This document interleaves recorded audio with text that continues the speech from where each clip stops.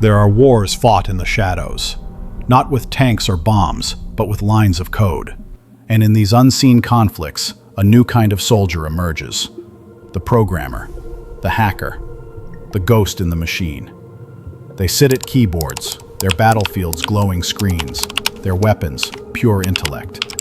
And sometimes, just sometimes, these quiet, unassuming individuals are asked to do something truly unthinkable. To start a war, in order to prevent a bigger one. This is the story of how a small group of coders, hidden deep within the heart of two of the world's most powerful nations, unleashed a digital weapon so sophisticated, so insidious, that it changed the very nature of warfare forever. It was a weapon designed not just to destroy, but to deceive, to whisper lies into the ears of machines and watch as they tore themselves apart. Our story begins, strangely enough, in the sterile, high-security facilities of Natanz, Iran. For years, the world watched with mounting anxiety as Iran's nuclear program quietly, relentlessly, spun toward completion. Inside these heavily guarded walls, thousands of centrifuges, intricate, rapidly spinning machines, were enriching uranium. Each turn of a rotor brought them closer to a nuclear bomb. The stakes were impossibly high. Diplomacy was failing. Military action felt inevitable. But what if there was another way? A third option. A silent war. In the early 2000s, deep within the clandestine operations of the United States and Israel, a project began to take shape. Its code name, Olympic Games. Its goal, to sabotage Iran's nuclear ambitions without firing a single shot. This wasn't about conventional intelligence gathering. This was about infiltration at the atomic level. It would require a leap of faith, a gamble on technology that had never existed before. The people chosen for this task were not soldiers in uniform. They were mathematicians, cryptographers, engineers, individuals who spoke the language of ones and zeros. Imagine a small team, cloistered away in windowless rooms, staring at complex algorithms, fueled by caffeine and an impossible burden. Their mission? To craft a digital entity, a self-replicating worm, that could not only breach the most secure networks. They called it Stuxnet.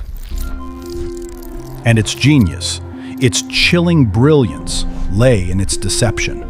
Once inside Iran's systems, Stuxnet didn't simply shut things down. That would be too obvious.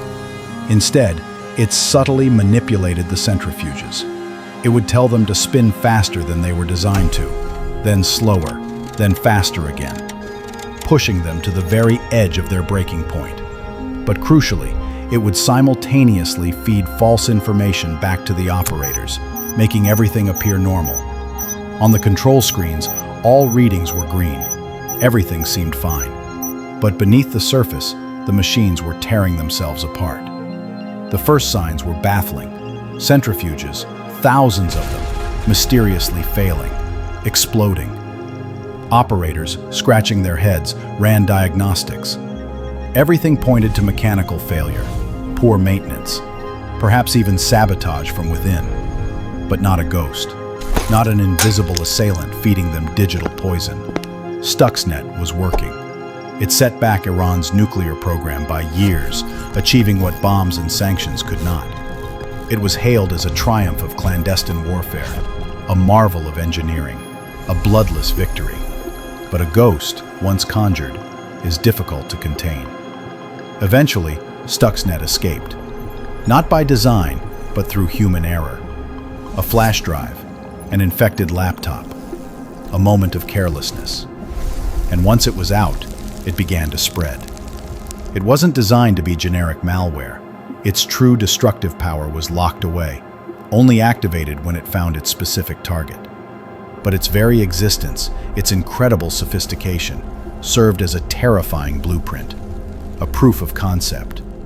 The world now knew that a nation's critical infrastructure, its power grids, its water treatment plants, its hospitals, could be targeted, not by explosives, but by lines of code. The ghost coders achieved their mission.